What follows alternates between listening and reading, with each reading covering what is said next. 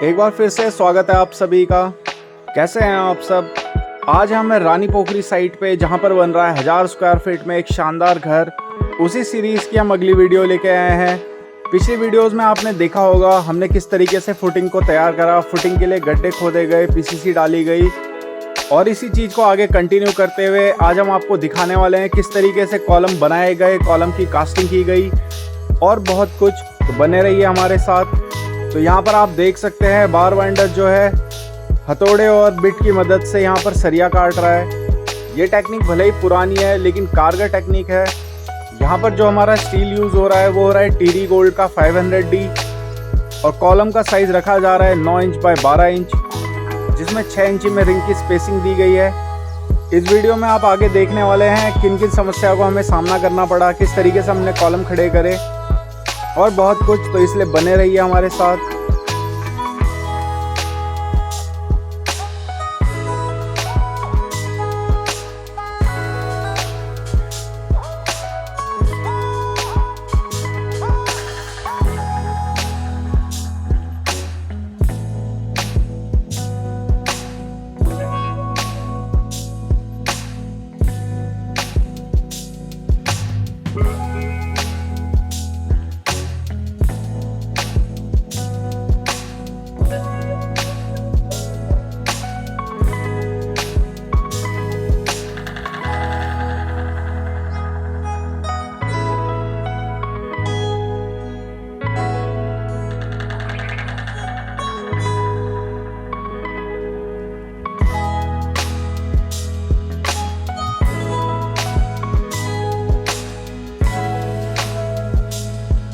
तो यहाँ पर आप देख सकते हैं पीसीसी तैयार है, कॉलम खड़े करने की तैयारी करी जा चुकी है। सभी गड्ढों में 6 इंची पीसीसी करी गई है।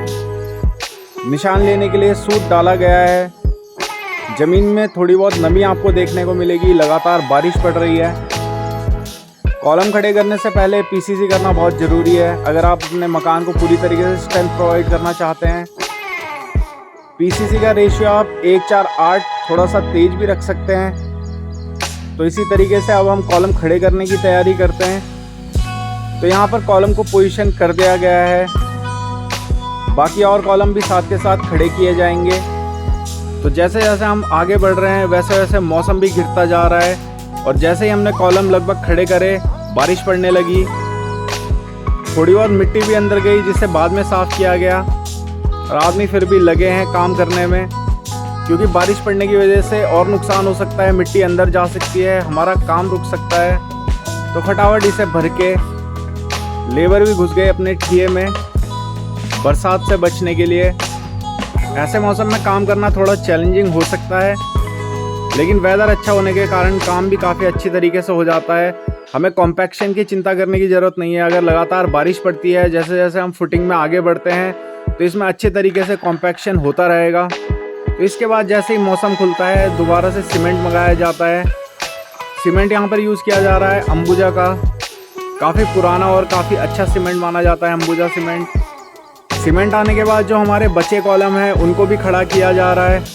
कॉलम आप जब भी खड़ा करवाएं तो उसमें चारों तरफ से रस्सी ज़रूर बांध लें, ताकि आपको कॉलम पोजीशन करने में आसानी हो, कॉलम गिरने का खतरा ना रहे। सेफ्टी का ध्यान रखते हुए ये स्टेप ज़रूर उठाइए।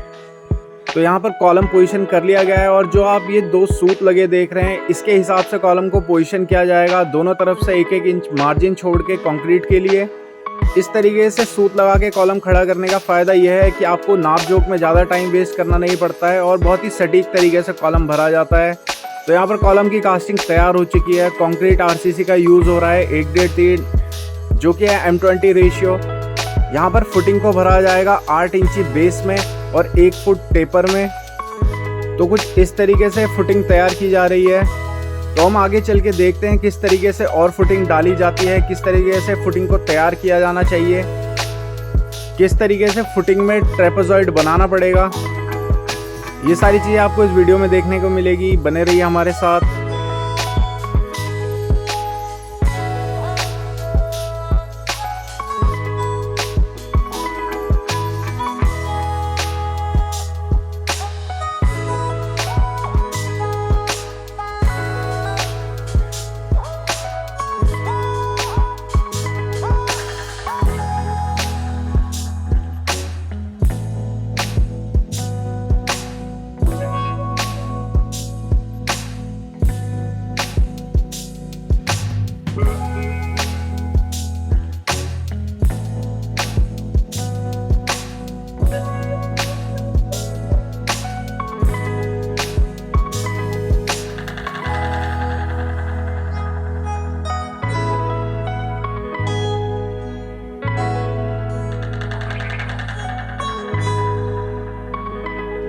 तो जैसा कि आपने देखा इसमें मसाला डाल दिया गया है, मसाला लगभग पूरा हो गया है। तो यहाँ पर मिस्त्री लग के यहाँ पर इसकी सफाई करने लगता है, इसका डिज़ाइन तैयार करने लगता है।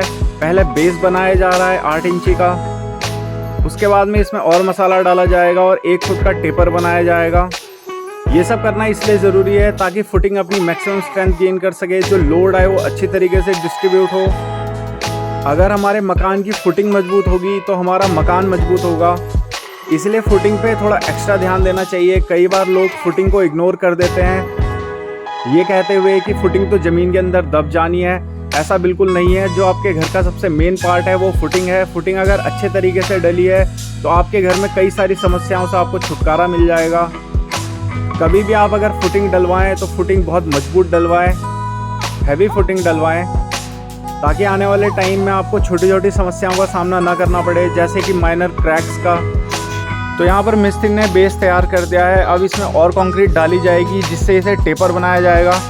तो ये टोटल मिला के लगभग 1.5 फुट कंक्रीट हो जाएगी। इसमें जहाँ जहाँ पे ज़रूरत है और कंक्रीट डलवाई जाएगी। इसे अच्छी तरीके से फिनिश किया जाएगा। तो फिनिश करने के बाद में कुछ इस तरीके की दिखेगी फुटिंग।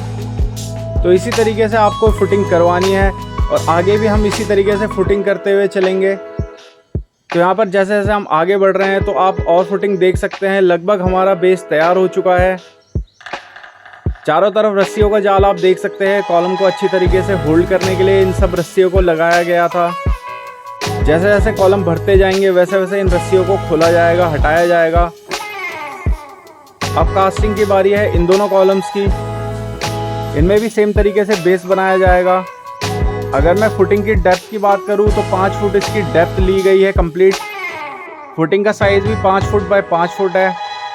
अगर आप 2 मंजिला 3 मंजिला मकान बनाते हैं तो इतनी फुटिंग आपको रखनी ज़रूरी है ताकि आपके मकान की लाइफ मैक्सिमम रहे। और जैसा कि आप जानते हैं उत्तराखंड सेस्मिक जोन 5 में आता है। यहाँ पर कभी भी भूकंप के झटके महसूस किए जा सकते हैं। कभी भी यहाँ पर तेज़ भूकंप आ सकता है। तो इस वजह से आपको अपनी फुटिंग को मजबूत लेना ही होगा। यहाँ पर शैलो फुटिंग से आपका काम नहीं चलने वाला है। और भी कई सारे मेजर्स हैं जो आपको लेने पड़ेंगे, जो हम आपको आगे दिखाने वाले हैं। किस किस तरीके से आपको रिस्क मिटिगेशन करना है, रिस्क को कम करना है, क्या क्या टेक्निक्स आपको फॉलो करनी पड़ेंगी फुटिंग से लेकर जब तक आप ऊपर तक आते हैं। इस वीडियो के एंड में मैं आपको एक ईंट का सैंपल दिखाने वाला हूं जो कि है अब्बल ईंट। अगर आप पहचानना चाहते हैं अब्बल ईंट कौन सी होती है, 2M कौन सी होती है और चटका किसे कहा जाता है, तो वो सारी चीज़ें आपको क्लियर हो जाएंगी।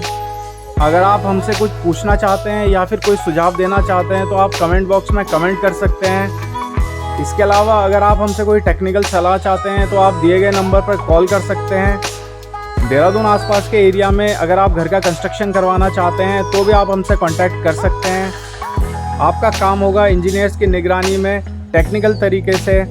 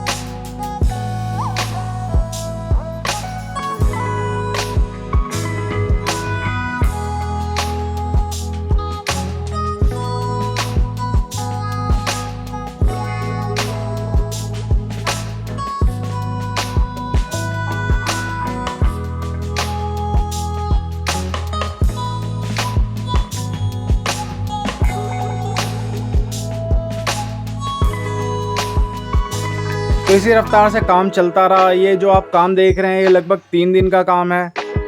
3 दिन में कॉलम खड़े किए गए, फुटिंग की कास्टिंग की गई। बीच बीच में मौसम खुला भी, मौसम ख़राब भी हुआ, लेकिन ओवरऑल जो हमारी फुटिंग है उसकी अच्छी क्योरिंग हो चुकी है। लगातार बारिश पड़ने की वजह से भी हमें कुछ ना कुछ फ़ायदा ही हुआ है। तो इसी तरीके से इस सीरीज़ में हम आपको आगे भी दिखाने वाले हैं कि घर के कंस्ट्रक्शन का काम किस तरीके से किया जाना चाहिए, क्या क्या टेक्निक्स फॉलो करनी चाहिए घर के कंस्ट्रक्शन में, और हम आपके लिए लेके आएंगे अपनी कंस्ट्रक्शन साइट का अपडेट। इसलिए हमारे चैनल को सब्सक्राइब ज़रूर कीजिए। हो सकता है हमारी वीडियो से मिली जानकारी से आप किसी की मदद कर सकें, किसी को गाइड कर सकें। तो यहाँ पर मैं आपको ईंट का सैंपल दिखाने वाला हूँ जो कि होती है अब्बल ईंट। तो कुछ इस तरीके की दिखती है अब्बल ईंट। इसका साइज़ होता है 9 inch by 3 inch by 4 inch. अगर आप उत्तराखंड के रहने वाले हैं तो मैं आपको बता दूं ये ईंट है रुड़की के पास लंडोरे भट्टी की, और ये एक फाइन क्वालिटी की ईंट है। देहरादून और आसपास के एरिया में जो मेजर ईंट की सप्लाई है वो उसी एरिया से है। अगर बात करी जाए 2M और चटका की, तो 2M इससे एक लोअर क्वालिटी होगी जिसका साइज़ भी छोटा होगा और उसे अब्बल बोल के बेचा जाएगा।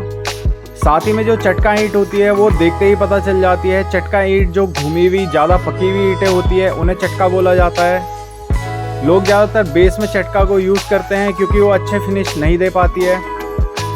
तो ये आपने देखी अपने सामने अब्बल ईंट। अगर आप ऐसी और वीडियोस देखना चाहते हैं तो हमारे चैनल को सब्सक्राइब ज़रूर कीजिए। आप सभी का धन्यवाद। जय हिंद।